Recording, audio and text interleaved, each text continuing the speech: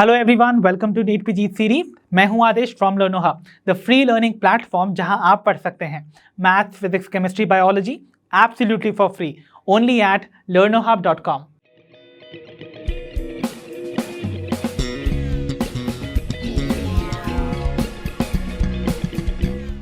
तो बच्चों, हमारा आज का सेशन हमारे चैप्टर रेस्पिरेशन एंड प्लांट्स का ही कंटिन्यूएशन सेशन है, जहां पर हम remaining topics of the chapter को कंप्लीटली डिस्कस करके चैप्टर को करेंगे finish. So without wasting much time, let's get started.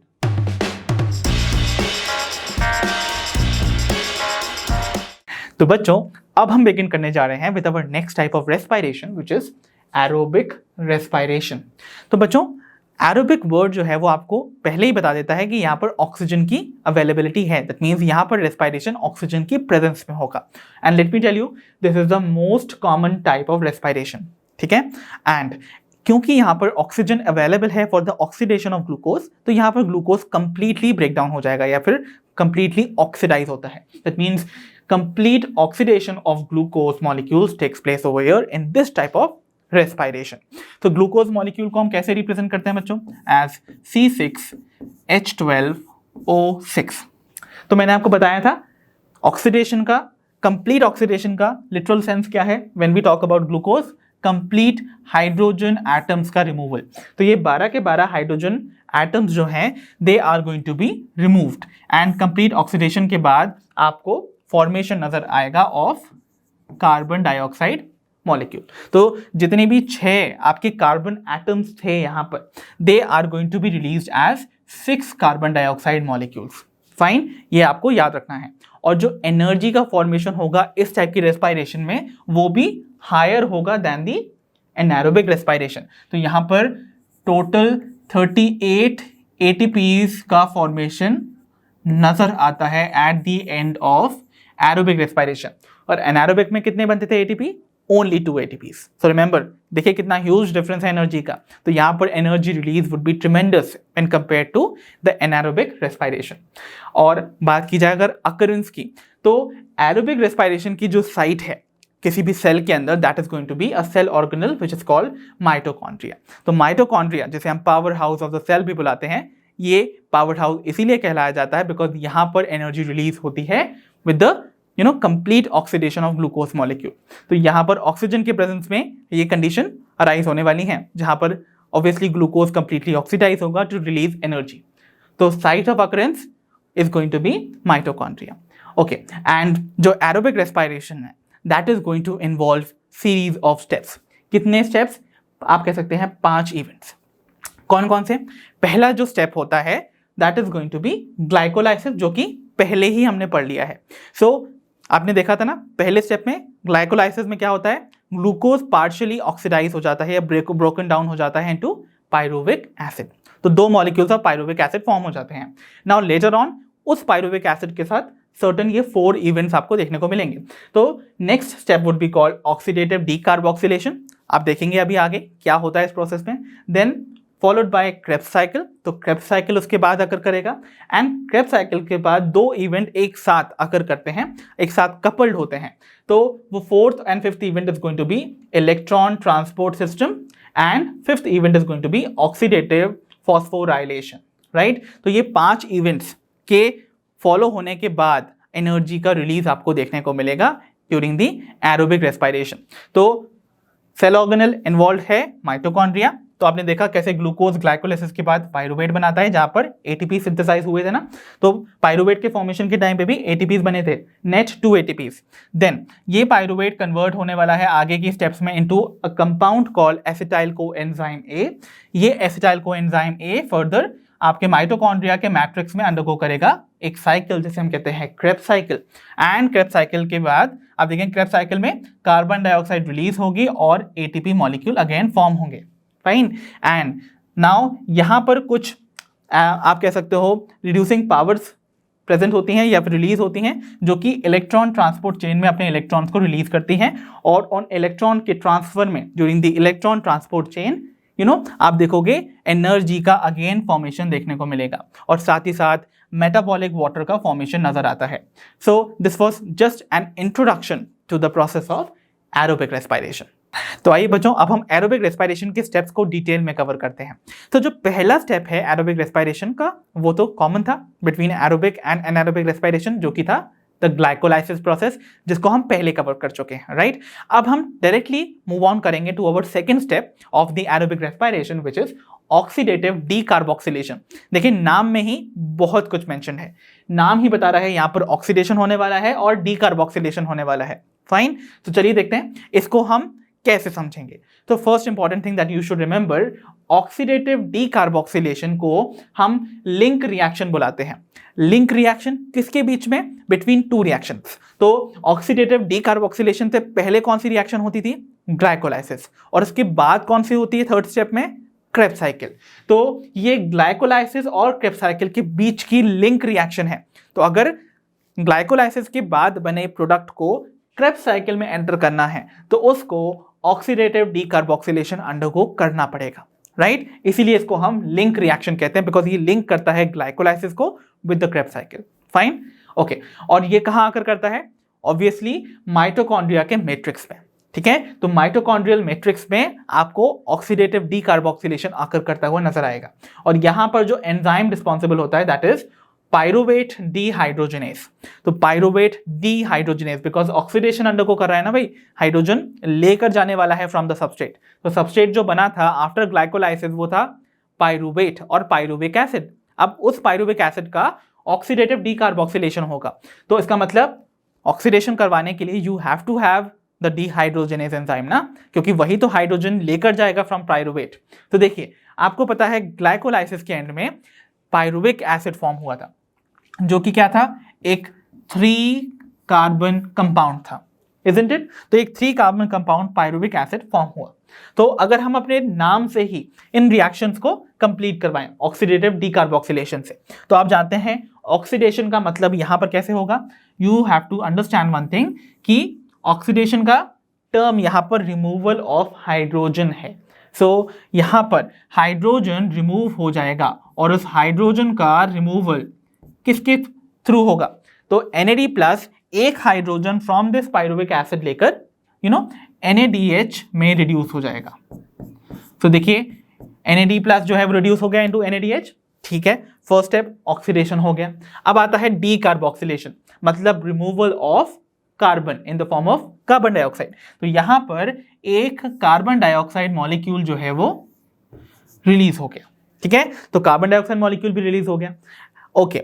और साथ ही साथ इस स्टेप में एक और चीज हो रही है, एक कोएंजाइम जिसका नाम है कोएंजाइम ए, उसका भी एडिशन आपको देखने को मिलता है इन द प्रोडक्ट। तो अब आप देखिए आपके पास प्रोडक्ट क्या बनेगा। आपके पास 3 कार्बन प्रेजेंट थे इन द रिएक्टेंट, और प्रोडक्ट में देखिए कितने कार्बन बचे होंगे। देखिए यहाँ 3 कार्बन में से एक कार्बन तो कार्बन डाइऑक्साइड के फॉर्म में रिलीज हो गया ना, तो आपके पास 2 कार्बन वाला कंपाउंड फॉर्म होना चाहिए, जिसको कि हम एसिटाइल वर्ड से रिलेट करते हैं, बिकॉज एसिटम वर्ड का मतलब ही होता है 2, राइट। तो यहाँ पर ये 2 कार्बन को डिनोट कर रहा है, ओके। और यहाँ पर सिंस एक कोएंजाइम ऐड हुआ है इसीलिए ये बन जाएगा एसिटाइल कोएंजाइम ए। तो रिमेंबर यहाँ पर ये 2 कार्बन वाला एक कंपाउंड फॉर्म होता है which is called acetyl coenzyme A. ये कैसा कंपाउंड है? जो कि लिंक है between your oxidative decarboxylation and the next step, that is Krebs cycle. So you got this conversion very well now. अब now you have to remember one thing.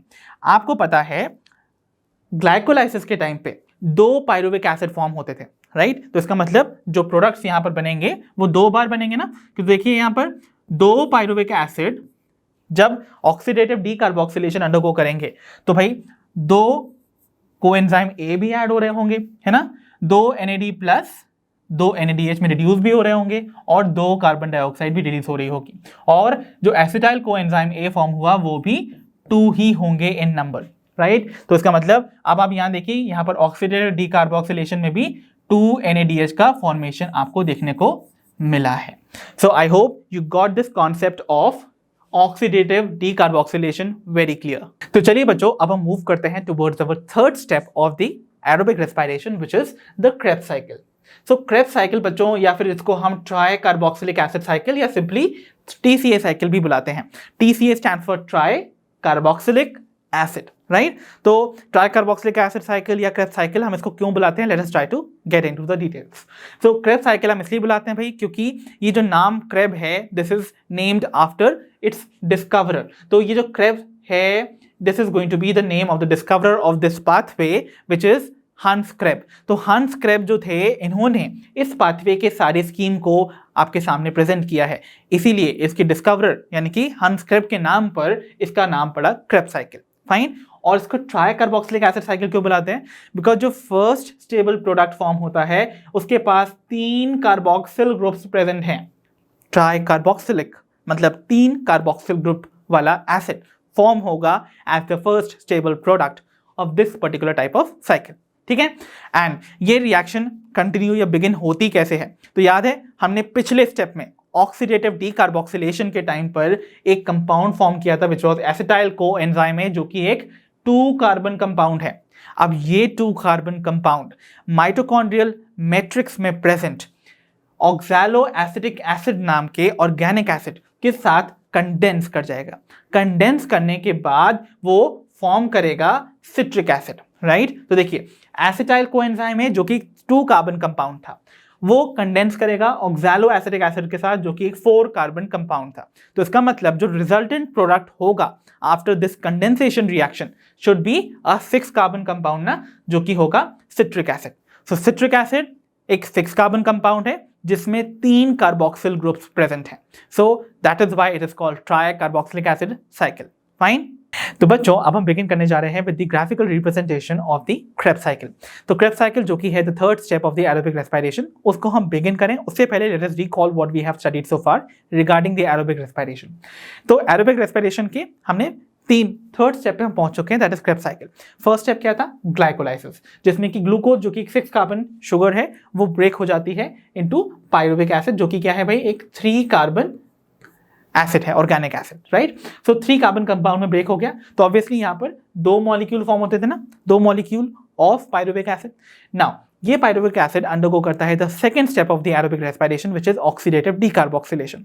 तो second step में क्या होता था, ऑक्सीडेटिव डीकार्बोक्सिलेशन इंडिकेशन दे रहा है कि एक पायरुविक एसिड जो है वो अंडरगो करेगा oxidation in terms of removal of hydrogen, और इन हाइड्रोजन को एक्सेप्ट करता था NAD+, और हाइड्रोजन को लेने के बाद खुद रिड्यूस हो जाता था इनटू NADH, और साथ ही साथ डीकार्बोक्सिलेशन भी हो रहा है यानी कि removal of carbon group in the form of carbon dioxide as here, right. तो एक पायरुविक एसिड जो है वो यहाँ पर एक कार्बन डाइऑक्साइड की रिलीज से फॉर्म करता है एसिटाइल कोएंजाइम A नाम का कंपाउंड जो कि है 2 कार्बन कंटेनिंग, बिकॉज एक कार्बन तो लॉस्ट हो गया ना ऑफ द 3 कार्बन, 3 कार्बन में से एक कार्बन लॉस्ट हो गया in the form of carbon dioxide, तो resultant compound would be 2 carbon. Fine, okay. And आपको याद रखना है एक पायरुविक एसिड से एक एसिटाइल कोएंजाइम A बना, बट ग्लाइकोलाइसिस में तो 2 पायरुविक एसिड फॉर्म होते थे, इसका मतलब 2 एसिटाइल कोएंजाइम A फॉर्म होंगे कि नहीं, है ना, with the consumption of 2 NAD+ to form 2 NADH and release of 2 carbon dioxide. Fine, okay. Now आपके पास 2 एसिटाइल कोएंजाइम A अवेलेबल हैं to enter into the Krebs cycle, the third step, okay, which we are going to discuss now. So हम यहां पर देखते हैं कि कैसे एक acetyl coenzyme A Krebs cycle undergo करेगा, बट अगर आपको 2 एसिटाइल कोएंजाइम A को इस्तेमाल करना है तो क्रेब्स साइकिल 2 बार चलेगी, okay. So let us begin with the single acetyl coenzyme A molecule. तो you know very well acetyl coenzyme A molecule एक 2 कार्बन कंटेनिंग कंपाउंड है, ठीक है, ओके। यहां पर पहले स्टेप में ये जो एसिटाइल कोएंजाइम A है ये एक 4 कार्बन कंटेनिंग ऑर्गेनिक एसिड जिसका नाम है ऑक्सैलो एसिटिक एसिड या सिंपली ऑक्सैलो एसिटेट के साथ कंडेंस करेगा। तो कंडेंसेशन में तो यू नो वाटर का एडिशन होगा ही होगा, तो वाटर ऐड हो गया भाई, और यहां पर एसिटाइल कोएंजाइम A का जो कोएंजाइम A वाला पार्ट था वो रिमूव हो जाएगा, so this is going to be ejected out, तो ये बाहर आ गया। एंड यहां पर आपको फॉर्मेशन नजर आता है of the first compound, the first stable compound of this reaction, जो कि कितने कार्बन कंटेनिंग होना चाहिए, देखिए ये बना है with the condensation of a 4 carbon acid and 2 carbon acetyl group. तो इसका मतलब जो रिजल्टेंट आपका प्रोडक्ट फॉर्म होगा that is going to be a 6 carbon containing acid which is citric acid, right. Citric acid जो कि ट्राई कार्बोक्सिलिक एसिड है, मतलब उसके पास 3 कार्बोक्सिल ग्रुप है and that is why we call it tricarboxylic acid cycle, ठीक है, okay. और इस स्टेप को कैटलाइज करवाने के लिए जो एंजाइम रिस्पॉन्सिबल है that we have to learn very well, that is citrate synthase. So remember, जो एंजाइम रिस्पॉन्सिबल था सिट्रिक एसिड की सिंथेसिस में, that is going to be citrate synthase. Fine, okay. Now citric acid जो form हुआ है वो अपने ही आइसोमर आइसोसिट्रिक एसिड में कन्वर्ट हो जाएगा। वो अगेन 6 कार्बन कंटेनिंग ही होगा, बिकॉज आइसोमर्स क्या होते हैं? Isomers are going to be molecules with same molecular formula but different structural formula. तो मॉलिक्यूलर फॉर्मूला तो सेम है ना, अगर मॉलिक्यूलर फॉर्मूला सेम है तो नंबर ऑफ कार्बन एटम्स भी सेम ही होंगे। तो यहाँ पर 6 कार्बन कंपाउंड ही है, और इस स्टेप को फैसिलिटेट कराता है एंजाइम कॉल्ड एकोनेटेज।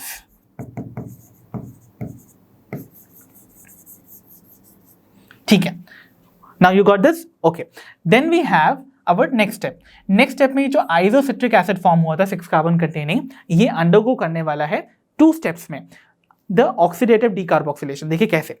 फर्स्ट स्टेप में, हालांकि यहां पर इसको सिंगल स्टेप में कन्वर्ट करके बताया गया है, तो आइसोसिट्रिक एसिड एक्चुअली कन्वर्ट होता है फर्स्ट स्टेप में by undergoing oxidation into oxalosuccinic acid, and later on वो डीकार्बोक्सिलेशन अंडरगो करेगा। तो वील सी इन दोनों स्टेप्स को टुगेदर। सो यहां पर पहली चीज ऑक्सीडेशन होगा, तो oxidation in terms of removal of hydrogen होगा। तो NAD+ जो है वो इस आइसोसिट्रेट से हाइड्रोजन्स को एक्सेप्ट करेगा टू फॉर्म रिड्यूस्ड NADH, है ना। तो NADH का फॉर्मेशन हुआ, एंड नेक्स्ट स्टेप में कार्बन डाइऑक्साइड मॉलिक्यूल, एक कार्बन डाइऑक्साइड मॉलिक्यूल का रिमूवल हो जाएगा। तो ये जो कार्बन डाइऑक्साइड मॉलिक्यूल रिमूव हुआ वो एक कार्बन लेके चला गया ना फ्रॉम दिस 6 कार्बन कंपाउंड। तो इसका मतलब जो रिजल्टेंट कंपाउंड फॉर्म होगा वो एक 5 कार्बन कंटेनिंग कंपाउंड होगा। तो यानी कि यहां पर 5 कार्बन कंटेनिंग कंपाउंड फॉर्म हो जाता है, which is called alpha keto glutaric acid और alpha keto glutarate. I hope that is clear. और जो एंजाइम इस स्टेप को कैटालाइज करवाएगा, फर्स्टली जो फर्स्ट स्टेप को कन्वर्ट करवाएगा दैट इज NAD+ से NADH का कन्वर्जन या फॉर्मेशन, दैट इज डीहाइड्रोजनेशन करवाना ना, एक तरह से हाइड्रोजन का रिमूवल हुआ है from this substrate. So enzyme involve would B dehydrogenase.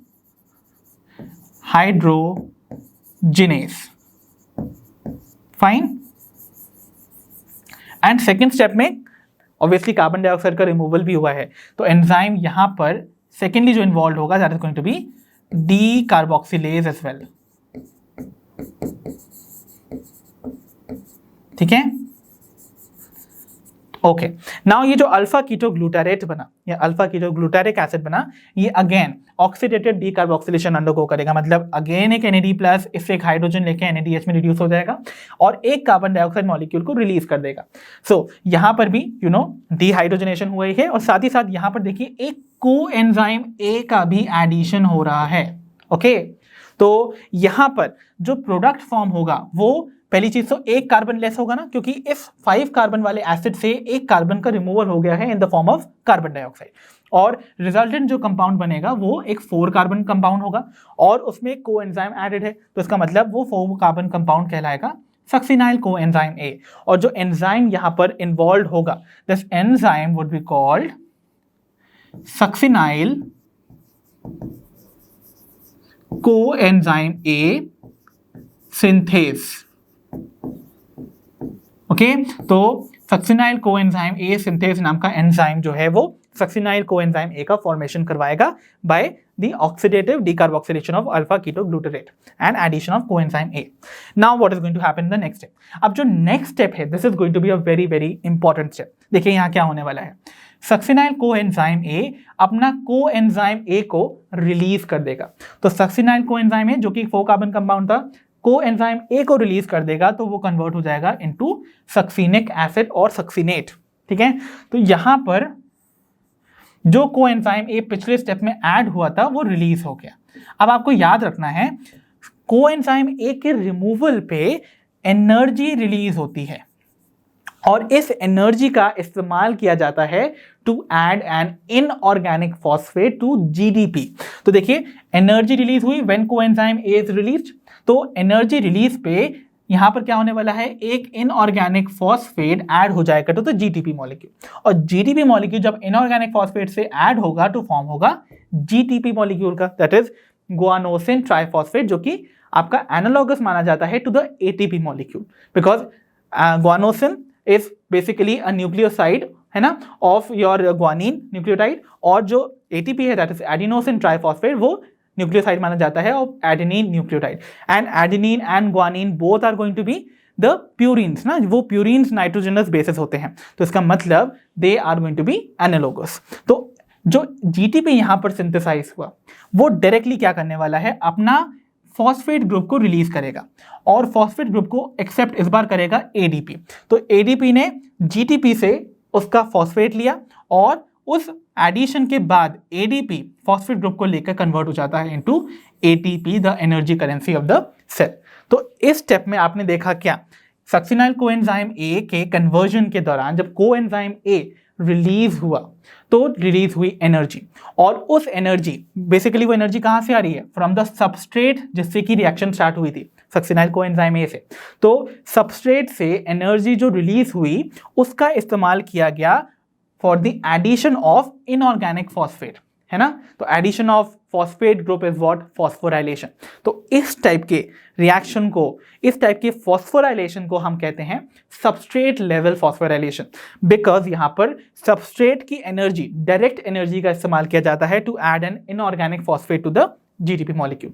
इसीलिए इस कन्वर्जन को हम कहते हैं सबस्ट्रेट लेवल फॉस्फोराइलेशन। तो मैं इसको यहां पर मेंशन कर देता हूं, that is succinyl coenzyme A से जो कन्वर्जन हुआ है इनटू सक्सिनेट और succinic acid, this represents what, substrate level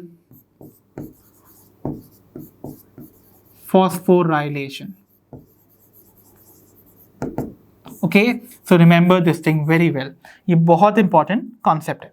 तो पूरी क्रेब्स साइकिल में केवल एक ही ऐसा स्टेप है जहां पर सबस्ट्रेट लेवल फॉस्फोराइलेशन होता है, that is in the conversion of succinyl coenzyme into succinic acid. Okay okay, and इस स्टेप को कैटालाइज कराने वाला एंजाइम कौन सा होगा, ऑब्वियसली यहां पर रिमूवल हो रहा है ना, तो ये देखिए आपको याद रखना है यहां पर, क्योंकि कोएंजाइम में सल्फर ग्रुप भी प्रेजेंट होता है इसीलिए, और सल्फर को हम थायो वर्ड से भी रिप्रेजेंट करते हैं। तो जो एंजाइम यहां रिस्पॉन्सिबल होगा that is going to be called thiokinase. Okay, तो sulphur containing compound that is coenzyme A के रिमूवल पे एडिशन हुआ फॉस्फेट ग्रुप का, that is by thiokinase. Okay, now we have succinate. Succinic acid का next अब क्या होने वाला है, तो अब नंबर ऑफ कार्बन यहां पर कितना था भाई, 4 ही रहेगा ना, क्योंकि यहां पर कोई कार्बन डाइऑक्साइड तो रिलीज हुआ नहीं था। तो सक्सिनिक एसिड जो है वो अनदर कंपाउंड में कन्वर्ट हो जाएगा बाय अंडरगोइंग अगेन ऑक्सीडेशन। तो 2 हाइड्रोजन इस बार रिमूव होंगे और उनको एक्सेप्ट करेगा एफएडी मॉलिक्यूल। तो एफएडी मॉलिक्यूल 2 हाइड्रोजन को सक्सिनेट से या सक्सिनिक एसिड से एक्सेप्ट करके FeDH2 में रिड्यूस हो जाएगा। ओके, एंड फॉर्मेशन हो जाता है फ्यूमेरेट का। सो यहां पर सिंस रिमूवल ऑफ हाइड्रोजन हुआ है from the substrate, the enzyme would B dehydrogenase, because उसने हाइड्रोजन को रिमूव कर दिया है फ्रॉम द सबस्ट्रेट। तो enzyme would B dehydrogenase. Okay, नाम आप ऐसे भी कह सकते हैं, succinate dehydrogenase. Fine, now next step में अब ये जो फ्यूमेरेट बना इसमें भी सिर्फ रिडक्शन ही तो, ऑक्सीडेशन ही तो हुआ था ना, तो इसका मतलब कार्बन तो रिड्यूस हुआ नहीं था, इसलिए 4 कार्बन ही प्रेजेंट है। Now this 4 carbon containing fumarate will get converted into malate. तो अगेन ये मैलेट भी 4 कार्बन कंटेनिंग कंपाउंड ही होगा, बिकॉज यहां पर भी कोई कार्बन डाइऑक्साइड रिलीज नहीं हो रही है, बल्कि सिर्फ वाटर का एडिशन हो रहा है। तो फ्यूमेरिक एसिड का conversion into malic acid would be catalysed by an enzyme जिसका नाम होगा फ्यूमेरेज। तो that is fumarase. So this is going to be fumarase enzyme. Fumarase से मैलिक एसिड बना। अब नाउ मैलिक एसिड फाइनली वापस से वही एक्सेप्टर बनाएगा of the acetyl coenzyme, that is oxaloacetic acid. तो ये malic acid 4 carbon containing compound में ही कन्वर्ट हो रहा है। इसका मतलब इस स्टेप में कोई भी कार्बन लूज नहीं हो रही इन the form of carbon dioxide, but यहां पर ऑब्वियसली ऑक्सीडेशन हो रहा है, और ऑक्सीडेशन हो रहा है बाय द एडिशन और रिमूवल ऑफ हाइड्रोजन। तो हाइड्रोजन रिमूव हुआ, एक्सेप्ट हुआ by NAD+ to form NADH। Okay, और यहां पर फॉर्मेशन हो जाता है ऑफ ऑक्सैलोएसिटिक एसिड। और सिंस यहां पर भी हाइड्रोजन का रिमूवल हो रहा है from the substrate that is malate से, तो enzyme involve would be malate dehydrogenase, या सिंपली आप डीहाइड्रोजनेज भी लिख सकते हैं इसको। तो this is going to be the enzyme involved, and इस तरीके से ऑक्सैलोएसिटिक वापस से रीजनरेट हो जाता है to form to again react with another molecule of the acetyl coenzyme। और आपको याद रखना है TCA साइकिल एक ग्लूकोज के ब्रेकडाउन में कितनी बार चलेगी? 2 बार, बिकॉज ग्लूकोज के ब्रेकडाउन में finally 2 acetyl coenzyme A बने थे, तो यहाँ पर 2 बार क्रेब्स साइकिल कंप्लीटली अंडरगो होगी to form the entire products of the aerobic respiration. Fine. So this is the entire Krebs cycle. Fine. और Krebs cycle के इन steps को आपको correctly याद रखना है, ठीक है? तो अगर बताया जाए कि कैसे याद रख सकते हैं आप इसको, तो एक mnemonic से आप simply इनके steps को याद रख सकते हैं. That is, our city is kept secure and safe and secure from monkeys. तो आप डायरेक्टली इसको याद रख सकते हैं इस तरीके से. Our city, that is our is for oxaloacetic acid, city is for citrate, is से आइसोसिट्रेट, देन केप्ट से keto alpha keto glutarate, okay, and secure से और सेफ से आप सक्सिनाइल, सिक्योर से सक्सिनेट और फ्रॉम से फ्यूमरेट, एंड मंकी से मैलेट. आप इस तरीके से पूरे स्टेप्स को याद रख सकते हैं. बट आपको याद क्या क्या रखना है? देखिए यहां पर कितने स्टेप्स पे NADH मॉलिक्यूल फॉर्म हुए in one cycle of the Krebs. तो देखिए क्रेब साइकिल में देखिए एक जगह पर यहां पर NADH बना, दूसरी जगह पर यहां पर NADH बना, और तीसरी जगह यहां पर NADH बना. तो एक क्रेब साइकिल में 3 NADH बनते हैं, राइट, और एक क्रेब साइकिल में एक ही FADH2 बनता है, और पूरी क्रेब साइकिल में एक GTP मॉलिक्यूल बनता है. फाइन. तो रिजल्टेंट क्या हुआ? एक FADH2, 1 GTP एंड 3 NADH. और कितनी जगह पर कार्बन डाइऑक्साइड रिलीज हुई? एक तो यहां पर और दूसरी यहां पर. तो पूरी क्रेब साइकिल में 2 जगह पर कार्बन डाइऑक्साइड रिलीज होती है. So I hope you got the entire concept of the crab cycle very clear. तो आइए बच्चों, अब हम जल्दी से देख लेते हैं the balance sheet of the Krebs cycle. तो बच्चों क्रेब साइकिल के 1 टर्न में कितनी सारी चीजें फॉर्म हुई थी? लेट अस ट्राई टू सी. सो सबसे पहले आप बताइए कितने number of FADH2 molecule release हुए थे 1 टर्न में? That was 1, right. सेकेंडली कितने number of GTP molecule form हुए थे? याद कीजिए, वो कहां हुआ था GTP मॉलिक्यूल का फॉर्मेशन? सक्सिनाइल को एंजाइम ए का कन्वर्जन इनटू सक्सिनिक एसिड में. तो यहां पर भी एक ही GTP मॉलिक्यूल फॉर्म हुआ था, राइट. कितने number of carbon dioxide release हुए थे? याद कीजिए, 2 कार्बन डाइऑक्साइड, मैंने आपको बताया ना. सो 2 कार्बन डाइऑक्साइड एक टर्न ऑफ क्रेब साइकिल में रिलीज होते हैं. एंड कितने NADH फॉर्म होते थे? Those were 3. तो 3 NADH फॉर्मेशन आपको देखने को मिलेंगे इन 1 turn off the Krebs cycle. While अगर 2 टर्न्स की बात की जाए तो you multiply every number with 2. तो यहां पर आपको टोटल 2 FADH2 मॉलिक्यूल्स का फॉर्मेशन नजर आएगा, 2 GTP molecules, 2 to the 4 carbon dioxide molecules का रिलीज देखने को मिलेगा. एंड फाइनली आपको यहां पर 2 3 the 6 NADH मॉलिक्यूल्स का फॉर्मेशन देखने को मिलता है.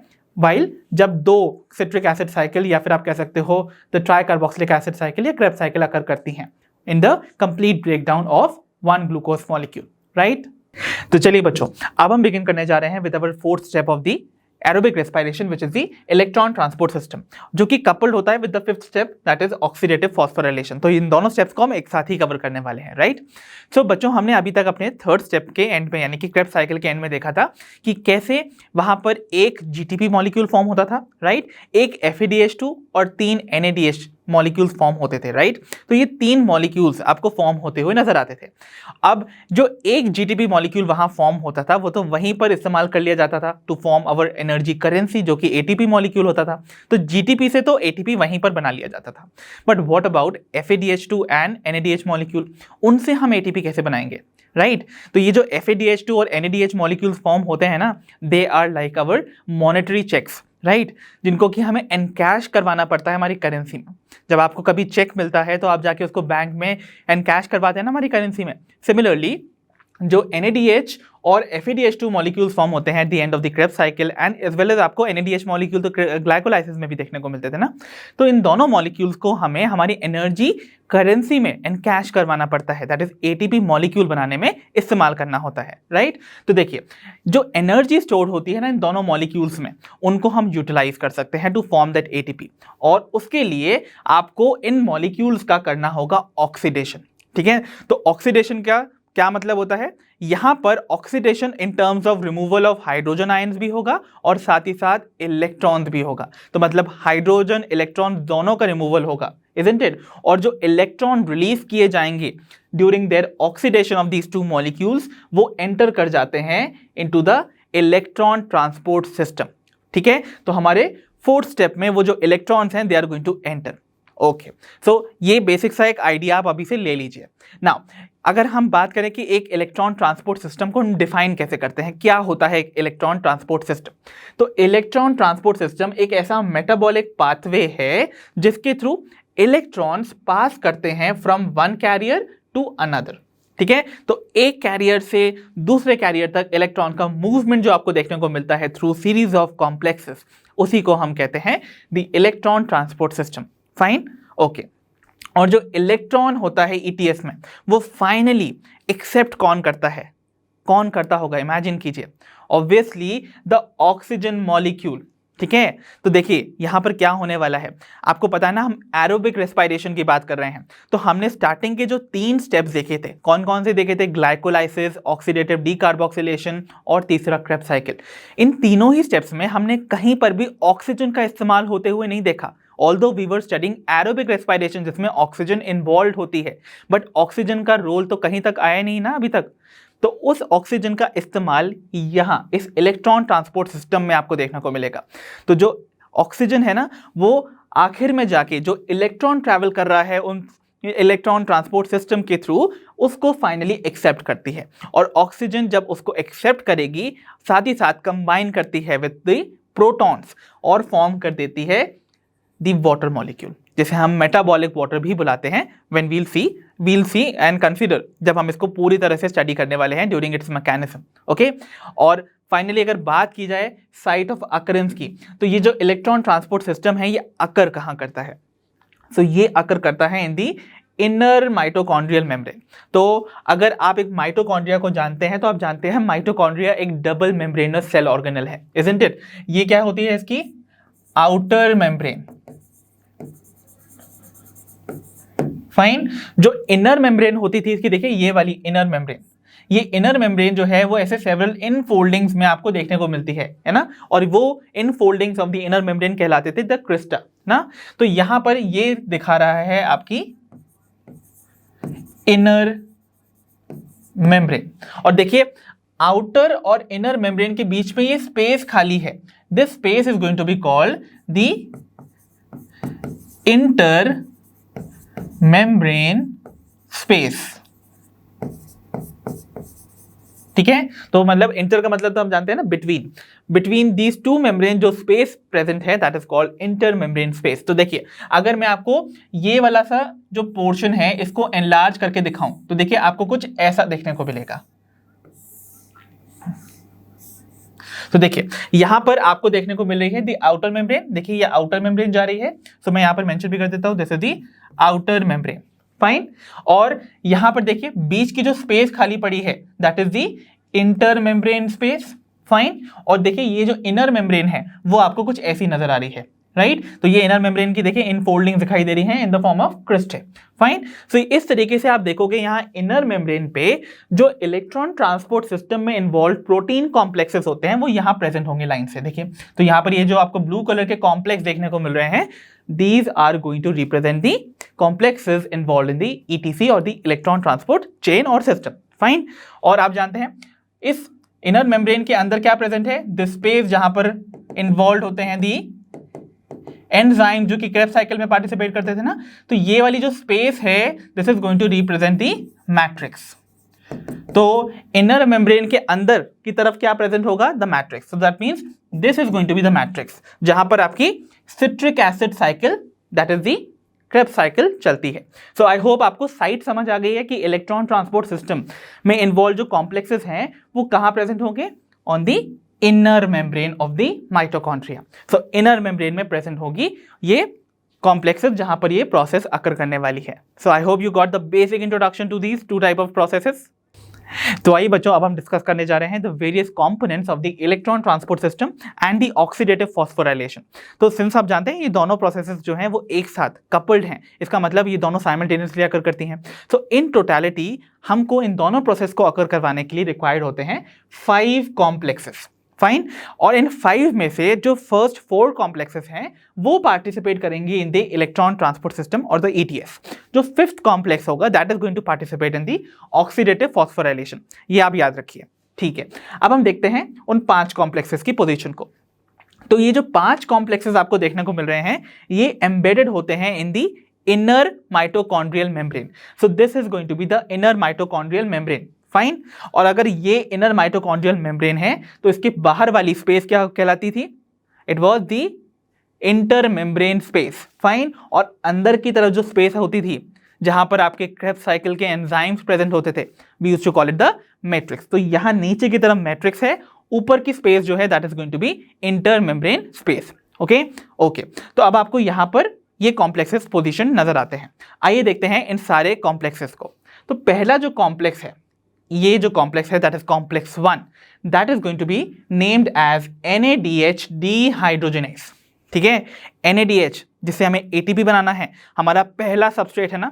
तो ये NADH डिहाइड्रोजनेस वो एंजाइम है या वो कॉम्प्लेक्स है जो कि पार्टिसिपेट करने वाला है in the oxidation of the NADH molecule. तो NADH जो मॉलिक्यूल फॉर्म हुआ था वो डिहाइड्रोजनेशन अंडरगो करेगा ना to oxidise itself.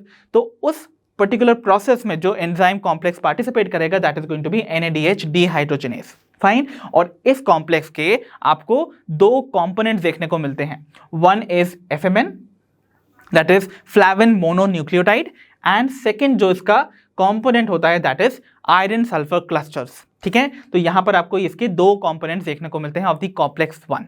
I hope it is clear. ठीक है, then we have our second complex which is called succinate dehydrogenase. ठीक है, तो सक्सिनेट डिहाइड्रोजनेस नाम सुना सुना से लग रहा है आपको.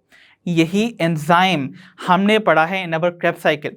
क्रेब्स साइकिल में जब सक्सिनिक एसिड कन्वर्ट होता है इनटू फ्यूमेरिक एसिड तो वो क्या अंडरगो करता था? Obviously oxidation. और ऑक्सीडेशन के इस स्टेप में जो हाइड्रोजन रिमूव होते थे उन्हें एक्सेप्ट करता था FAD मॉलिक्यूल जो कि कन्वर्ट हो जाता था FADH2 में. राइट. तो इस स्टेप में FADH2 फॉर्म होता था ना, वो FADH2 यहां पर एक्ट करेगा एज अ सबस्ट्रेट जिसका होगा ऑक्सीडेशन और रिलीज होगा इलेक्ट्रॉन. राइट. तो यहां पर सक्सिनेट डिहाइड्रोजनेस नाम का जो कॉम्प्लेक्स है वो बेसिकली एक लिंक है between the Krebs cycle and the electron transport system. क्योंकि जब कन्वर्जन हो रहा होगा ना सक्सिनिक एसिड का फ्यूमेरिक एसिड में, तो हाइड्रोजन्स जो एक्सेप्ट हुए थे FADH2 फॉर्म करने के लिए, that is going to be released over here along with the electron. तो इसका मतलब FADH2 के जो ऑक्सीडेशन में इन्वॉल्व कॉम्प्लेक्स है that is going to be complex second. तो याद रखिए FADH2 हमारा सेकंड सबस्ट्रेट है जिससे कि हम इलेक्ट्रॉन्स रिलीज करवा के ATP प्रोड्यूस करेंगे. तो उसके लिए जो एंजाइम कॉम्प्लेक्स प्रेजेंट होगा that is going to be complex second. ठीक है, ओके. अब इसके भी आपको दो ही कंपोनेंट्स देखने को मिलते हैं. कौन कौन से हैं वो दो कंपोनेंट्स? देखिए, one is FAD that is flavin adenine dinucleotide, and second is going to be iron sulphur clusters. तो यहां पर भी आपको इसके दो कॉम्प्लेक्स के कंपोनेंट्स देखने को मिलते हैं. Then we move on to our third complex. तो जो थर्ड कॉम्प्लेक्स है which is represented over here, तो ये जो थर्ड कॉम्प्लेक्स है इसका नाम है साइटोक्रोम BC1 कॉम्प्लेक्स. तो इसका मतलब ऑब्वियसली यहां पर साइटोक्रोम B और साइटोक्रोम C1 आपको यहां पर इसके कंपोनेंट्स के फॉर्म में देखने को मिलेंगे. क्या होते थे cytochromes? You remember well, cytochromes होते हैं the iron containing proteins. Right. तो जिनमें आयरन जो है वो हीम ग्रुप के फॉर्म में प्रेजेंट होता है. This are going to represent the cytochrome. तो साइटोक्रोम देखिए, अगर हम इस कॉम्प्लेक्स की बात करें साइटोक्रोम BC1 कॉम्प्लेक्स की, तो यहां पर ऑब्वियसली आपको cytochrome B as one of the component देखने को मिलेगा ही मिलेगा. साइटोक्रोम C1 भी कॉम्पोनेंट के फॉर्म में देखने को मिलेगा ही मिलेगा. और यहां पर आयरन सल्फर क्लस्टर्स भी देखने को मिलते हैं as a third component. Right. तो इसी सीक्वेंस में आपको याद रखना है इनको, that is cytochrome B, then FES and cytochrome C1. तो इस कॉम्प्लेक्स को हम एक और नाम से भी बुलाते हैं जिसको कि आपको याद रखना है. इसका दूसरा नाम जो आपको याद रखना है दैट इज साइटोक्रोम रिडक्टेस.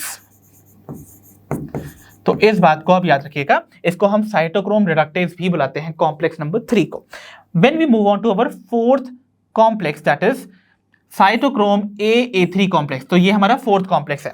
ठीक है, तो ऑब्वियसली नाम बता रहा है इस कॉम्प्लेक्स में भी साइटोक्रोम A और A3 will be one of its component. और साथ ही साथ यहां पर प्रेजेंट होते हैं दो कॉपर सेंटर्स. फाइन. तो यहां देखिए, आपको पहला कॉपर सेंटर A देखने को मिल रहा है. ठीक है, दैट इज इसको हम रिप्रेजेंट करते हैं as copper centre A. Then we have cytochrome A जो कि इसका ऑब्वियसली कंपोनेंट होने वाला है. Then cytochrome A3 and lastly हमारा second copper centre which is going to be your copper centre B. तो यानी कि यहां पर आपको टोटल 4 कंपोनेंट देखने को मिलते हैं इन द कॉम्प्लेक्स 4. फाइन, ठीक है। तो कॉम्प्लेक्स 3 में आपको देखने को मिले थे 3 कंपोनेंट्स, कॉम्प्लेक्स 4 में 4 components. I hope it is clear now, ठीक है। और इस वाले कॉम्प्लेक्स को हम अगेन एक और नाम से बुलाते हैं, दैट इज साइटोक्रोम ऑक्सीडेज। तो इसको भी आप याद रखिएगा, ठीक है। तो इसका ये दूसरा नाम है। एंड लास्टली, सिंस ये 4 जो आपके कंपोनेंट्स थे ऑफ ये कॉम्प्लेक्सेस 1 2 3 एंड 4, तो कॉम्प्लेक्स 1 to 4 जो है ये वो 4 कॉम्प्लेक्सेस हैं जो कि इलेक्ट्रॉन ट्रांसपोर्ट सिस्टम में पार्टिसिपेट करेंगे। जो 5th कॉम्प्लेक्स है जिसको कि हम यहां पर रिप्रेजेंट कर रहे हैं, ये कॉम्प्लेक्स नंबर 5th है जो कि पार्टिसिपेट करता है इन ऑक्सीडेटिव फॉस्फोराइलेशन। तो यहां पर जो सबस्ट्रेट्स NADH एंड FADH2 के ऑक्सीडेशन पे जो एनर्जी रिलीज होती है वो इस्तेमाल की जाती है टू फॉस्फोराइलेट, यानी कि add a phosphate group to the ADP molecule to form और सिंथेसाइज द ATP मॉलिक्यूल। तो यानी कि ATP का सिंथेसिस इस कॉम्प्लेक्स में होता है, that is the 5th complex. इसीलिए क्योंकि ये ATP सिंथेसिस में पार्टिसिपेट करता है, इस कॉम्प्लेक्स को हम एक और नाम से बुलाते हैं, that is ATP synthase. So I hope you got the name कि इसका कॉम्प्लेक्स का नाम ATP सिंथेस क्यों पड़ा। फाइन, अब हम एक और छोटी सी इंफॉर्मेशन यहीं पर ही समझ लेते हैं, दैट इज जब NADH इस्तेमाल किया जाएगा एज अ सबस्ट्रेट, ठीक है, टू सिंथेसाइज ATP। तो देखिए जब हम यूज करते हैं NADH तो आपको याद रखना है कौन कौन से कॉम्प्लेक्स पार्टिसिपेट करने वाले हैं। तो कॉम्प्लेक्स नंबर 1 तो डेफिनेटली करने वाला है, that is NADH dehydrogenase, right. तो complex 1, then complex 3 and 4 participate करते हैं in the electron transport system. तो याद रखना है आपको, कॉम्प्लेक्स नंबर 1, 3 एंड 4 पार्टिसिपेट करते हैं जब NADH सबस्ट्रेट की तरह इस्तेमाल किया जाता है, राइट।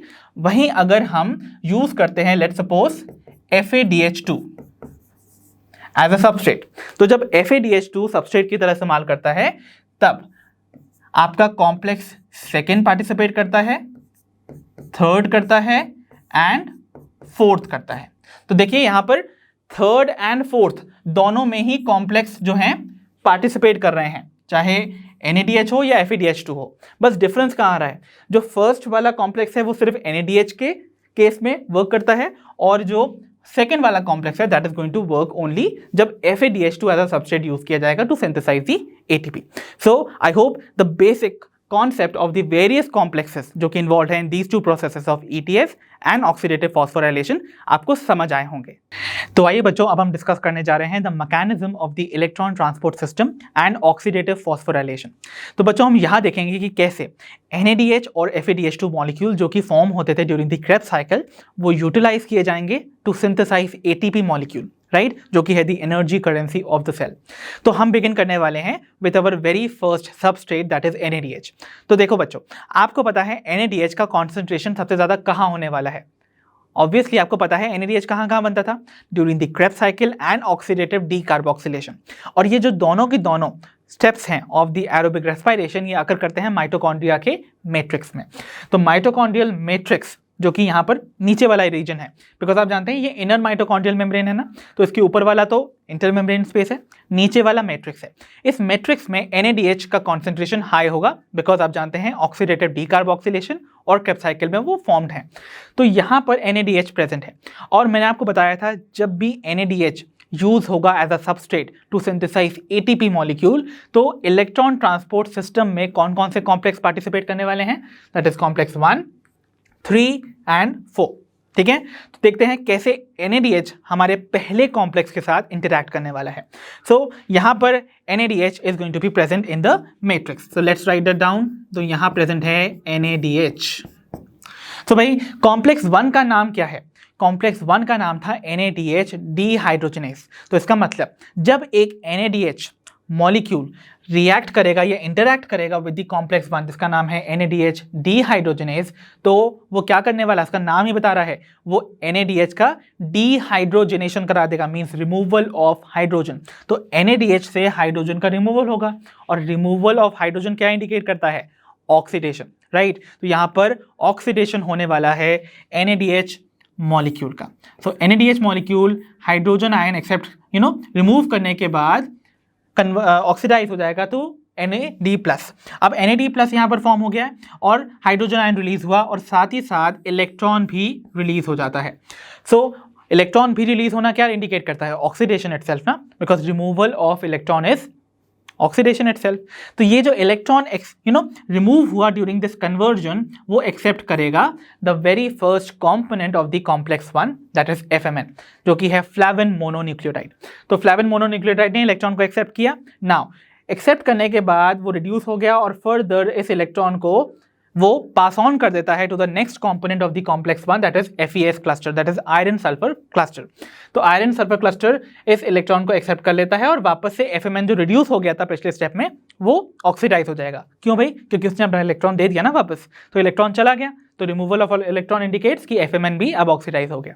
तो आयरन सल्फर क्लस्टर्स ने इलेक्ट्रॉन एक्सेप्ट कर लिया है ना ड्यूरिंग दिस इलेक्ट्रॉन फ्लो बच्चों, कॉम्प्लेक्स 1 में जब इलेक्ट्रॉन का ये फ्लो हो रहा होता है ना, तब एनर्जी रिलीज होती है और उस एनर्जी का इस्तेमाल किया जाता है टू पंप 2 हाइड्रोजन आयंस और 2 protons from the matrix into the intermembrane space. तो देखिए क्या होने वाला है यहाँ पर, इस स्टेप में आप देखेंगे 2 hydrogen ions, let me write them down over here.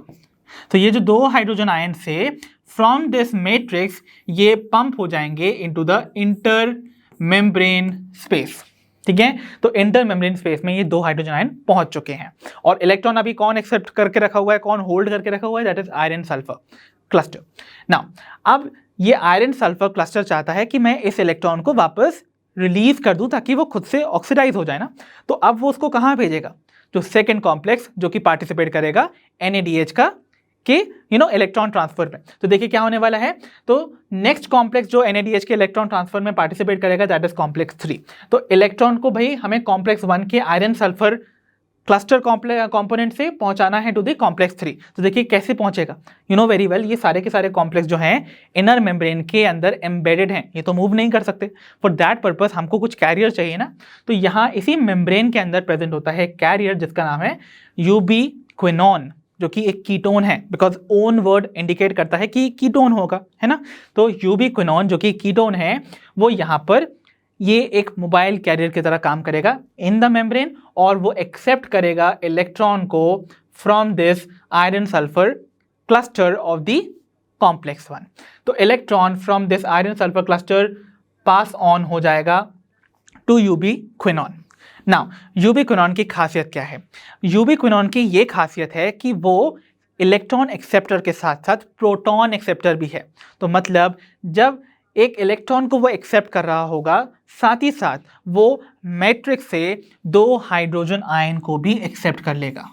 तो यहाँ से 2 हाइड्रोजन आयन को एक्सेप्ट करता है ये यूबीक्विनोन, और जब 2 हाइड्रोजन आयन को एक्सेप्ट कर लेगा, हाइड्रोजन का एक्सेप्शन मींस एक्सेप्टेंस क्या इंडिकेट करता है, दैट यहां पर होने वाला है रिडक्शन। हाइड्रोजन आयन अगर आप लेते हो या gain of hydrogen represent what, reduction ना। तो ये जो कीटोन था दैट इज यूबीक्विनोन, अब वो रिड्यूस हो जाएगा और कीटोन अंडर गो अगर करता है रिडक्शन तो वो फॉर्म करता है अल्कोहल। तो यूबीक्विनोन जो है वो रिडक्शन के बाद यूबीक्विनोल में कन्वर्ट हो जाता है बाय एक्सेप्टिंग 2 हाइड्रोजन्स। तो ये UqH2 में कन्वर्ट हो जाता है, that is ubiquinol which is an alcohol, right. तो उसने इलेक्ट्रॉन को एक्सेप्ट करके हाइड्रोजन आयन को भी एक्सेप्ट किया और रिड्यूस हो गया इनटू यूबीक्विनोल। बट ये एक मोबाइल कैरियर ही है ना, तो इसको इलेक्ट्रॉन लेकर पहुंचाना है कॉम्प्लेक्स 3 तक। तो नाउ फाइनली वो इलेक्ट्रॉन को लेकर पहुंचा देता है किसके पास, कॉम्प्लेक्स 3 के साइटोक्रोम B कंपोनेंट के पास। तो इलेक्ट्रॉन भाई अब किसके पास पहुंच गया है, कॉम्प्लेक्स 3 के साइटोक्रोम B के पास। नाउ इस दौरान जो हाइड्रोजन को एक्सेप्ट करके यूबीक्विनोन अंडरगो किया था रिडक्शन टू यूबीक्विनोल, वो वापस से रिलीज कर देगा। तो अब ये जो हाइड्रोजन थे they are going to be pumped into the inter membrane space as 2 hydrogen ions. ठीक है, तो यहां समझ आया क्या हुआ, यहाँ पर ये जो 2 हाइड्रोजन आयन एक्सेप्ट करके यूबीक्विनोन रिडक्शन अंडरगो किया था वो वापस से रिलीज कर देगा into the inter membrane space now, and वो 2 हाइड्रोजन आयंस के फॉर्म में प्रेजेंट हो जाएंगे इन दिस पर्टिकुलर स्पेस। अब क्या होगा, ये इलेक्ट्रॉन फर्दर, क्योंकि अभी कौन एक्सेप्ट किया हुआ बैठा है, cytochrome B। Now this cytochrome B इस इलेक्ट्रॉन को ट्रांसपोर्ट करेगा या ट्रांसफर करेगा to the second component that is iron sulphur cluster. Then iron sulphur cluster से ये इलेक्ट्रॉन एक्सेप्ट किया जाएगा by the cytochrome C1, okay, component of the complex 3। Now अब ये कॉम्प्लेक्स 3 के साइटोक्रोम C1 कंपोनेंट से इलेक्ट्रॉन को ट्रांसपोर्ट करवाना है हमको कॉम्प्लेक्स 4 पे, क्योंकि जो कि हमारा नेक्स्ट कंपोनेंट है ना, पार्टिसिपेट करने वाला है NADH के इलेक्ट्रॉन्स के इलेक्ट्रॉन ट्रांसफर में, है ना। तो देखिए यहाँ क्या होने वाला है, तो ये जो इलेक्ट्रॉन है साइटोक्रोम C1 के पास, अब वो खुद से चल के तो जा नहीं सकता साइटोक्रोम कॉम्प्लेक्स 4 के पास, तो अब यहाँ पर एक अगेन मोबाइल कैरियर की ज़रूरत है, और वो जो मोबाइल कैरियर है वो प्रेजेंट होता है इस माइटोकॉन्ड्रियल मेम्ब्रेन की आउटर साइड पे। तो ये कौन सी माइटोकॉन्ड्रियल मेम्ब्रेन थी, इनर माइटोकॉन्ड्रियल मेम्ब्रेन। अब इस इनर माइटोकॉन्ड्रियल मेम्ब्रेन की आउटर साइड जो कि फेस कर रहा है किसकी तरफ, आउटर मेम्ब्रेन की तरफ, उस साइड पे प्रेजेंट एक मोबाइल कैरियर प्रेजेंट होता है जिसका नाम है साइटोक्रोम C। तो ये साइटोक्रोम C1 से इलेक्ट्रॉन को एक्सेप्ट कर लेगा, ठीक है। तो ये इलेक्ट्रॉन यहाँ साइटोक्रोम C के पास पहुंच गया, which is a mobile carrier. अब ये साइटोक्रोम C लेकर जाएगा इस इलेक्ट्रॉन को from this complex, that is complex 3 से कॉम्प्लेक्स 4 की ओर। और कॉम्प्लेक्स 4 में आपको बताया हुआ था मैंने, 2 कॉपर सेंटर प्रेजेंट होते हैं।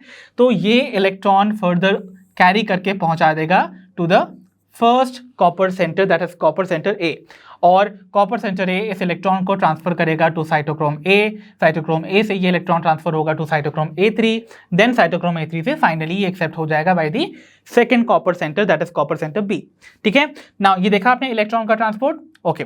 नाउ फाइनली इस इलेक्ट्रॉन को एक्सेप्ट कौन करेगा ना, क्वेश्चन यही आएगा ना। तो इस इलेक्ट्रॉन को यहाँ एक्सेप्ट करता है द ऑक्सीजन एटम, राइट। तो देखिए हम एरोबिक रेस्पिरेशन पढ़ रहे हैं ना, अभी तक हमने पिछले जितने भी स्टेप्स पढ़े थे एरोबिक रेस्पिरेशन के, उनमें कहीं भी ऑक्सीजन का रोल नहीं देखा, बट ऑक्सीजन यहाँ पर अपना रोल प्ले करने वाला है, ओके, क्योंकि एरोबिक रेस्पिरेशन ऑक्सीजन की प्रेजेंस में होती है, ऑक्सीजन रिक्वायर्ड है।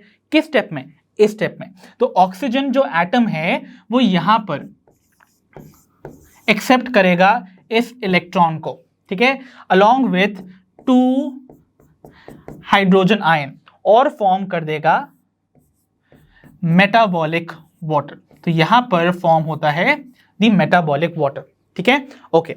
और जब इलेक्ट्रॉन का फ्लो हो रहा था through various components of this complex, तब यहां पर एनर्जी रिलीज होती है, और उस एनर्जी का इस्तेमाल किया जाता है to again pump 2 hydrogen ions from the matrix into the intermembrane space. तो यहां पर भी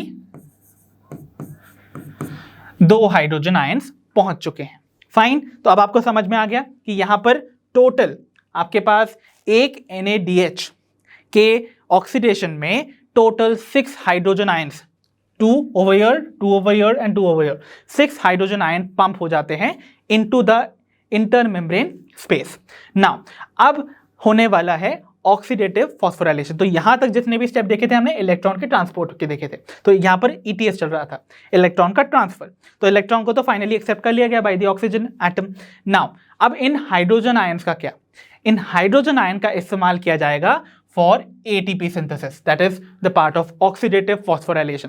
तो यहां रोल प्ले करता है द 5th कॉम्प्लेक्स, जिसको कि हम ATP सिंथेस बुलाते हैं, या इसका एक और नाम है, इसका दूसरा नाम है F0F1 पार्टिकल। क्यों भाई, देखिए इस ATP सिंथेस के 2 कंपोनेंट्स हैं, एक कंपोनेंट जो कि मेम्ब्रेन के अंदर एम्बेडेड है, राइट। तो ये जो एम्बेडेड वाला पोर्शन है, this represents the first component, that is F0, और ये जो दूसरा कंपोनेंट आपको यहां प्रेजेंट नजर आ रहा है, this represent the F1 particle, ठीक है। तो इसके 2 कंपोनेंट्स हैं, एक कंपोनेंट जो कि बाहर की तरफ प्रोट्रूड आउट कर रहा है इनसाइड द मैट्रिक्स, और यहां पर जो एम्बेडेड वाला पोर्शन है, दैट इज F0। F0 की खासियत क्या है, ये जो F0 वाला पार्टिकल है ना, ये एक टनल की तरह काम करता है। तो देखिए ये एक टनल है जिसके थ्रू प्रोटॉन्स जो है वो पास करते हैं अक्रॉस दी मेम्ब्रेन, ठीक है। तो जो प्रोटॉन यहां पर इंटर मेम्ब्रेन स्पेस में थे, उनको वापस अगर जाना हो मैट्रिक्स में, तो वो इस टनल के थ्रू जाते हैं, ठीक है, ओके। तो यहां पर ये टनल जो प्रोटॉन टनल है, that is going to be constituted by the F0 particle of the ATP synthase. और ये जो F1 पार्टिकल है, ये एक ग्लोबुलर हेड प्रोसेस करता है जिसका मूवमेंट होता है, और मूवमेंट के टाइम एनर्जी रिलीज होती है, और उस एनर्जी का इस्तेमाल किया जाएगा टू सिंथेसाइज ATP। तो देखिए क्या होगा, जैसे ही 2 हाइड्रोजन आयन्स, हमेशा याद रखिएगा 2 हाइड्रोजन आयन्स मूव करेंगे किसके थ्रू?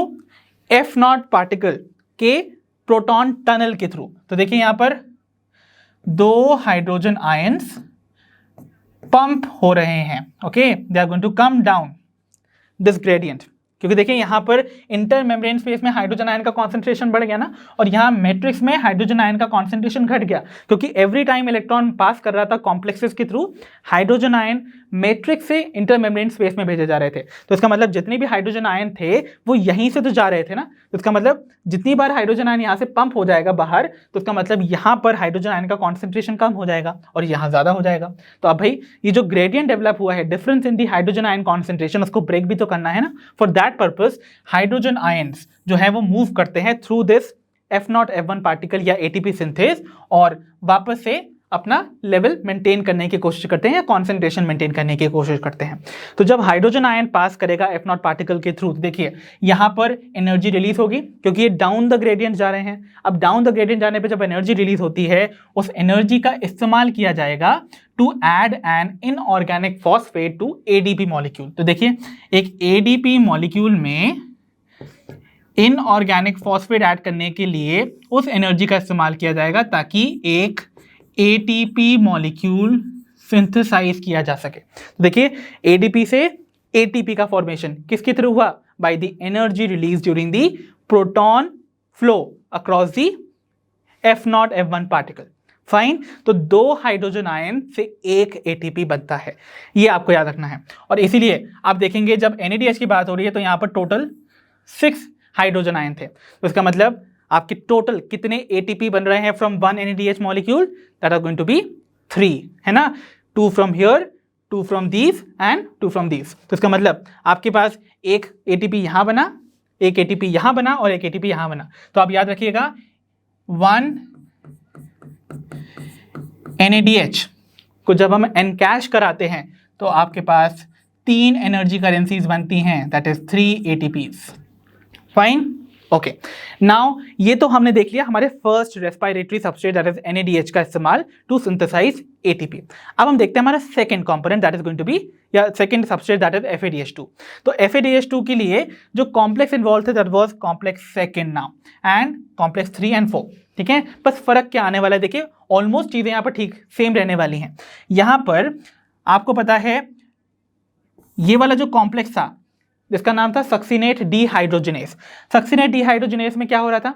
सक्सिनिक एसिड कन्वर्ट हो रहा था फ्यूमेरिक एसिड में, और हाइड्रोजन जो रिलीज हुए थे इस ऑक्सीडेशन के रिएक्शन में वो एक्सेप्ट होते थे बाय FADH2। तो FADH2 यहां पर FAD+ में हो जाएगा ऑक्सीडाइज, और जो हाइड्रोजन आयन रिलीज हुए वो तो ठीक ही ठीक है, वो जो इलेक्ट्रॉन यहां रिलीज होगा वो एक्सेप्ट हो जाएगा by the first component of this second complex.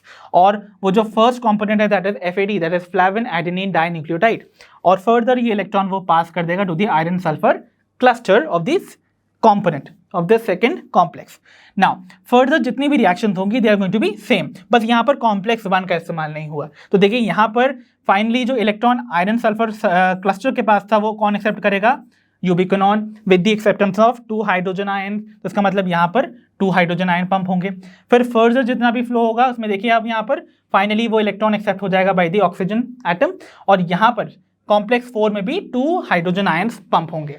तो इसका मतलब यहाँ पर जब एक FADH2 मॉलिक्यूल का ऑक्सीडेशन हुआ तब टोटल 4 हाइड्रोजन आयंस पंप हुए। तो जब ये 4 हाइड्रोजन पंप होंगे तो कितने ATP सिंथेसाइज होने चाहिए? Because I have told you 2 hydrogen ions मतलब 1 ATP। तो यहां पर है 4 हाइड्रोजन आयंस, तो इसका मतलब यहां पर फॉर्म होंगे 2 ATPs, राइट। तो आपको याद रखना है जब हम एक FADH2 मॉलिक्यूल को एनकैश कराते हैं तो बनती हैं 2 एनर्जी करेंसीज यानी कि 2 ATPs। तो 1 NADH से 3 ATP बनते हैं और 1 FADH2 से 2 ATP। सो आई होप अब आपको समझ आया होगा कि कैसे FADH2 और NADH का हम इस्तेमाल करते हैं to synthesise our ATP molecules which are the energy currency of the cell. Fine, तो आइए बच्चों अब हम डिस्कस करने जा रहे हैं respiration as an amphibolic pathway. तो एम्फी वर्ड का मतलब आप जान लीजिए, it means both, isn't it.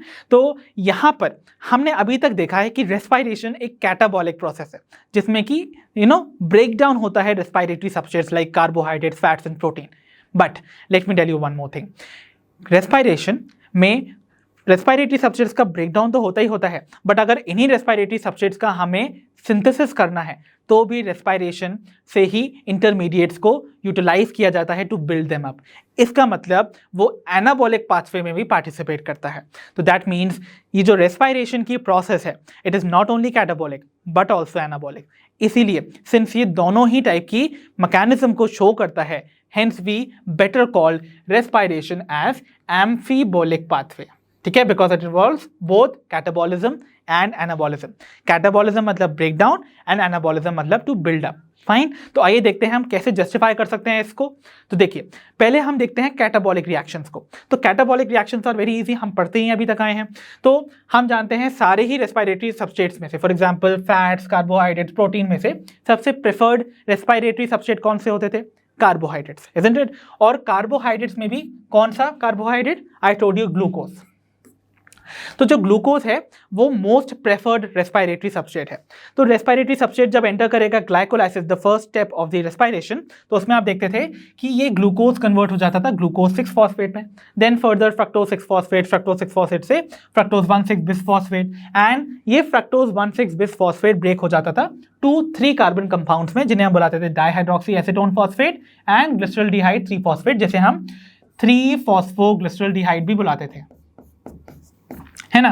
Okay, तो ये दोनों भी जो कंपाउंड फॉर्म हुए थे दे वर इंटरकन्वर्टेबल बिकॉज ये आइसोमर्स थे।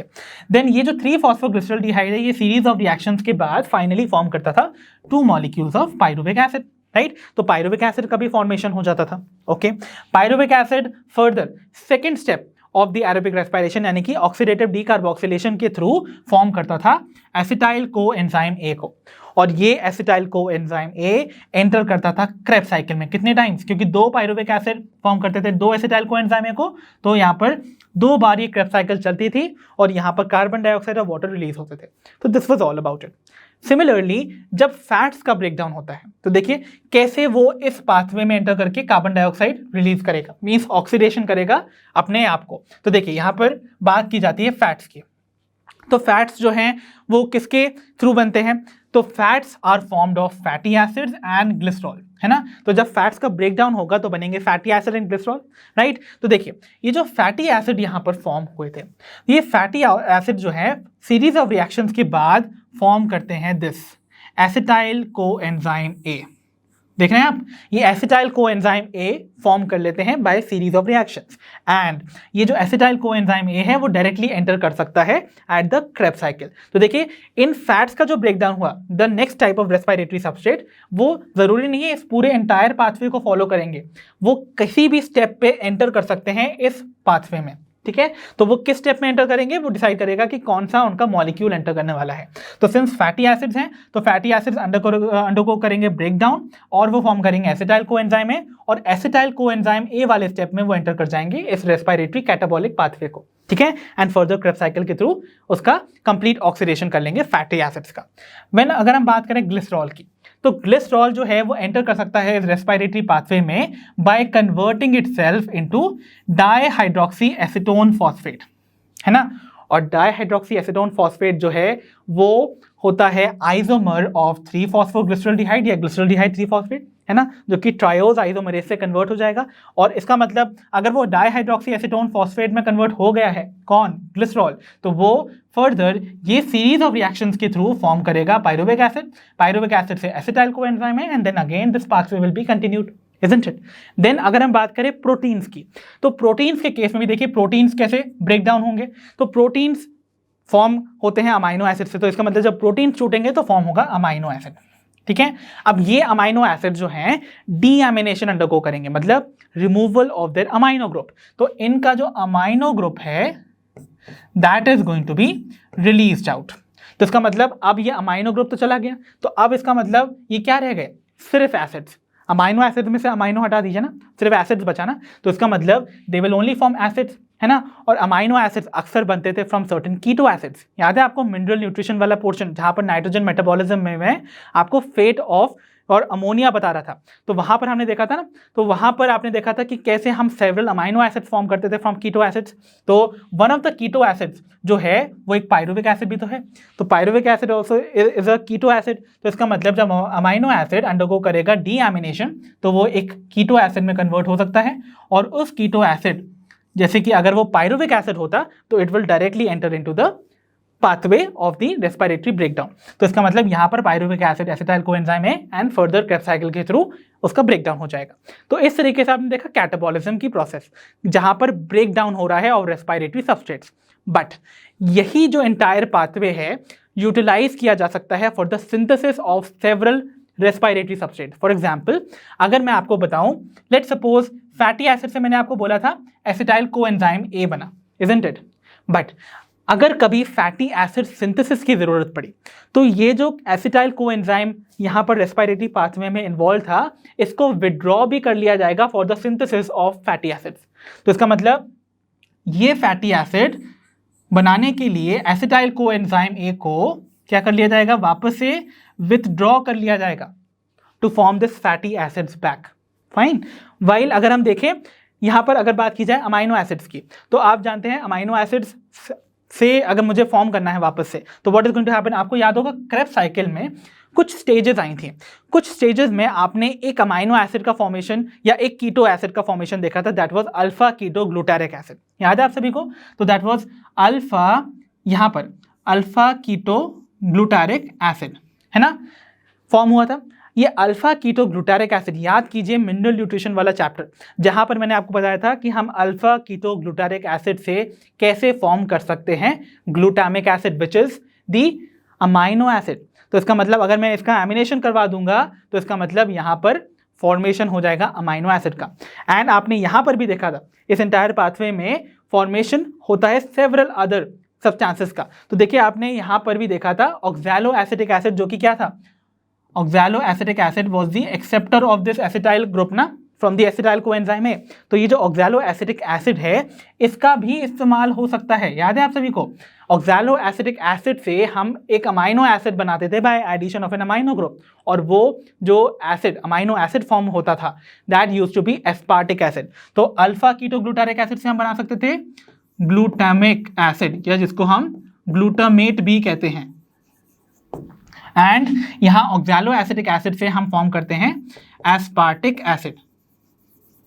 तो यानी कि हमने अमाइनो एसिड को वापस से सिंथेसाइज कर लिया ना, और अगर सिंथेसाइज कर लिया तो इसका मतलब अगर हम अमाइनो एसिड सिंथेसाइज कर सकते हैं तो we can join them and form proteins. तो यानी कि ये सिंथेसिस में भी इन्वॉल्व है, इसीलिए ये एनाबॉलिक पाथवे को रिप्रेजेंट कर रहा है।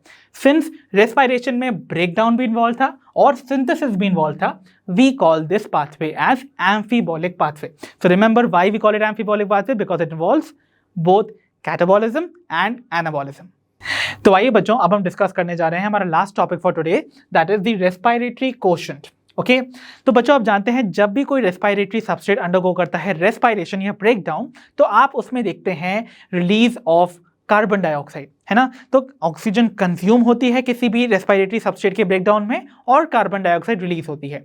तो कितनी कार्बन डाइऑक्साइड रिलीज हुई वर्सेस कितनी ऑक्सीजन कंज्यूम हुई, इसके रेशियो को हम कहते हैं द रेस्पिरेटरी कोशेंट। तो रेस्पिरेटरी कोशेंट क्या हो भाई? The ratio of volume of carbon dioxide release या evolved to the volume of oxygen consumed, ठीक है, during respiration of a respiratory substrate. तो किसी भी रेस्पिरेटरी सबस्ट्रेट की RQ वैल्यू को हम कैसे डिनोट करेंगे? By the volume of carbon dioxide release और evolved to the volume of oxygen consumed. तो चलिए एक एक करके सारे रेस्पिरेटरी सबस्ट्रेट्स की हम RQ वैल्यू को डिटर्मिन करने की कोशिश करते हैं। So respiratory substrate suppose for example हमारे पास है कार्बोहाइड्रेट। ओके, तो कार्बोहाइड्रेट का best example we will take the most preferred carbohydrate that is glucose. तो ग्लूकोज का जब ब्रेकडाउन होता है तो ये रिएक्शन होती है ना, C6H12O6 plus 6 oxygen molecules consume to form 6 carbon dioxide and 6 water molecule, and साथ ही साथ एनर्जी रिलीज होती है। तो यहां पर आप देख रहे हो 6 कार्बन डाइऑक्साइड मॉलिक्यूल्स जो है वो रिलीज हो रहे हैं, एंड उसके बदले कितने ऑक्सीजन मॉलिक्यूल कंज्यूम हो रहे हैं? अगेन 6। तो इसका मतलब 6 कार्बन डाइऑक्साइड मॉलिक्यूल्स को हम अगर डिवाइड करें by 6 oxygen molecules, that means they are going to occupy same volume, right? Because you know कि equal number of molecule occupy करते हैं equal volumes at similar conditions of temperature and pressure. तो इसका मतलब carbon dioxide और oxygen का जो एक एक मॉलिक्यूल है वो सिमिलर ही वॉल्यूम ऑक्यूपाई कर रहे हैं। तो अगर 6 मॉलिक्यूल्स की बात की जाए तो they will occupy same volume. तो इसका मतलब यहां पर ये नंबर्स जो हैं वो कट जाएंगे and this is going to form 1। तो इसका मतलब कार्बोहाइड्रेट्स की जो रेस्पिरेटरी कोशेंट वैल्यू होते हैं, that is RQ value, it is always 1। Okay, तो चलिए बच्चों अब हम देखते हैं हमारे next respiratory substrate that is fats की RQ वैल्यू को। तो फैट्स जो हैं उनका बेस्ट एग्जांपल जो हम यहाँ लेने वाले हैं for our RQ value reference would be tripalmitin, जो कि एक फैट है, राइट। तो ये अंडरगो कर रहा है ऑक्सीडेशन, कंप्लीट ऑक्सीडेशन, तब आपकी कार्बन डाइऑक्साइड मॉलिक्यूल रिलीज हो रही है। तो हम यहां देख रहे हैं कि total of 102 carbon dioxide molecules release हो रही हैं वर्सेस 145 ऑक्सीजन मॉलिक्यूल कंज्यूम हो रही हैं। तो अगर हम इस वैल्यू को डिनोट करें बाय अ रेशियो तो देखिए कैसे होगा, 102 carbon dioxide molecules divided by 145 oxygen molecules consumed. तो बताइए, मैंने आपको बोला equal number of molecules occupy equal number of or equal volume under similar temperature and pressure conditions। तो इसका मतलब यहां पर जब हम 102 को 145 से डिवाइड करेंगे तो जो वैल्यू होगी दैट विल बी रफली अराउंड 0.7। तो फैट्स की अक्सर कंप्लीट ऑक्सीडेशन पे जो RQ वैल्यू आती है that comes to round about 0.7। Fine, फिर हम देखते हैं हमारे नेक्स्ट रेस्पिरेटरी सबस्ट्रेट की RQ वैल्यू को, दैट इज प्रोटीन्स। तो प्रोटीन्स की जो रेस्पिरेटरी कोशेंट वैल्यू है वो लगभग हमेशा आपको 0.9 के आसपास देखने को मिलेगी। So it is going to be always 0.9 in general cases. Fine, okay. Then अगर हम बात करें ऑर्गेनिक एसिड्स की, तो ऑर्गेनिक एसिड्स की जो RQ वैल्यू होती है वो मोर देन 1 होती है हमेशा। तो RQ वैल्यू किस पे डिपेंड कर रही थी, volume of carbon dioxide released versus the volume of oxygen consumed. तो इसका मतलब वहां पर since RQ value more than 1 आ रही है, दैट मीन्स वहां पर जो volume of carbon dioxide released होगा that is going to be greater than the volume of oxygen consumed during the respiratory breakdown. So I hope you understood the RQ values of the various respiratory substrates very well. तो बच्चों इसी के साथ finish होता है हमारा chapter respiration in plants. I hope इस chapter से रिलेटेड सारे इंपॉर्टेंट कॉन्सेप्ट्स आपको अच्छे से समझ आए होंगे। अब हम मिलेंगे अपनी नेक्स्ट वीडियो में। अंटिल देन आप अपना ध्यान रखिए, पढ़ते रहिए और जैसा कि आप सभी जानते हैं लर्नो हब फ्री है पर बेस्ट है।